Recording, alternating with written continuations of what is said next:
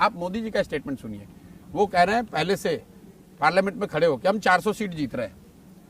ये कहने का क्या मतलब है? ये कहने का मतलब ये है वो सिर्फ अपने पार्टी के लिए गोल सेटिंग नहीं कर रहे हैं, ये आपको साइकोलॉजिकल डोमिनेशन जो है कि अब जीत हार की कोई चर्चा ही नहीं कर रहा है। लोग ये पूछ रहे हैं कि 400 आएगा या नहीं आएगा। नहीं तो आपको लगता है कि मैं जब आपको बोल रहा, देखिए कैसे एजेंडा शिफ्ट किया जाता है।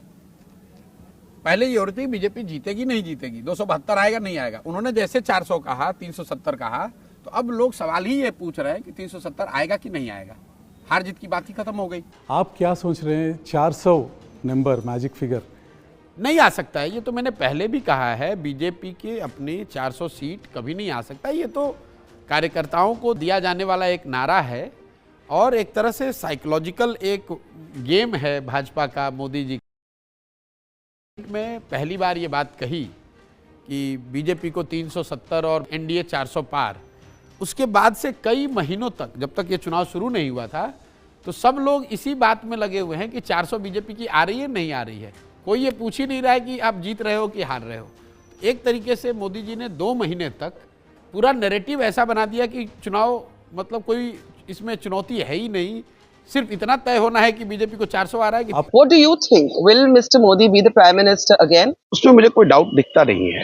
आप जो सबसे कंजर्वेटिव एस्टिमेट्स आ रहे हैं आप उनको सुन लीजिए। योगेंद्र भाई ने एक वीडियो डाला कुछ दिन पहले, मेरे मित्र हैं, और उनके एस्टिमेट को ही मान लीजिए कि योगेंद्र भाई जो कह रहे हैं भैया वही सही है, 80 सीट डाउन, तो भी वो बता रहे हैं कि एनडीए को 268 सीट आएगा, 268। इतना प्रिसाइज तो कोई एस्टिमेट कर नहीं सकता है, लेकिन एक अनुमान उन्होंने बताया कि एनडीए को 268 सीट आ रहा है। तो भाई देश में संवैधानिक प्रोविजन जो है उसमें सरकार बनाने के लिए तो 272 ही चाहिए। अब देखिए ये माइंडसेट का, बेसलाइन का कितना असर होता है। अगर मोदी जी को 268 2014 में आता तो लोगों ने कहा भाई देश में मोदी की आंधी है। आज अगर 268 योगेंद्र यादव जी बता रहे हैं तो वो कह रहे हैं भाई मोदी बिल्कुल खत्म हो गया। ये तो आपने बेसलाइन एडजस्ट कर दिया ना, और ये बेसलाइन आपने नहीं एडजस्ट किया, ये मोदी जी ने चालाकी से आपको एडजस्ट करा दिया। पार्लियामेंट में खड़े होकर ये कह दिया कि इस बार 400 पार। तो लोग एक तरीके से भूल गए कि भाई देश में सरकार बनाने के लिए 272 चाहिए, 400 नहीं चाहिए।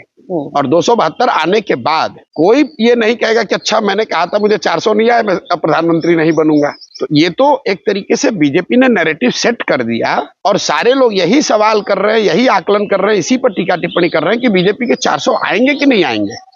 एंड आई लाफ एंड से कि भाई आप कह रहे हो कि आप बीजेपी के विरोध में हो, आप तो बीजेपी का ही प्रोपेगेंडा बढ़ा रहे हो। आपको तो ये पूछना चाहिए कि बीजेपी की सरकार आएगी कि नहीं। लेकिन आप पूछ रहे हो अच्छा प्रशांत जी बीजेपी को 370 आ सकता है क्या? भाई सरकार बनाने के लिए 272 सीट चाहिए, और अगर आप मोस्ट कंजर्वेटिव एस्टिमेट के हिसाब से भी एनडीए को, भाजपा को 250-60 भी अगर आ रहा है, एक बार को मान लो, तो भी सरकार तो उन्हीं की बन रही है। और मेरे कोई सीक्रेट कुछ नहीं है, ओपन है जी। कोई ढंग से बराबर स्टडी करे, मीडिया के लोग भी नहीं करते जी, माफ करना। ढंग से स्टडी करे तो वो कह सकता है ये हुआ है ना, देखिए 3 दिन के बाद मोदी ये कदम उठाएगा, 5 दिन के बाद ये उठाएगा, 7 आप तय कर सकते हैं।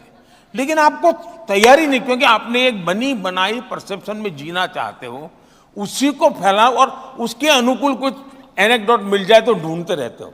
इसके कारण सारे के सारे लोग फेल हो जाते हैं। इस बार भी उनको लगता था कि 400 पार, आखिर स्थिति क्या हुई? इन सबको कहना ये पड़ रहा है कि 400 पार नहीं हो सकती। ऑपोजिशन क्या कहता है तो उनको समझ ही नहीं आया कि कहां ले जा रहा हूं मैं। 3 चरण के बाद किसी ने उनको कहा कि आप पूरा कैंपेन ये लड़ रहे हो कि मोदी 400 पार जाएगा कि नहीं जाएगा।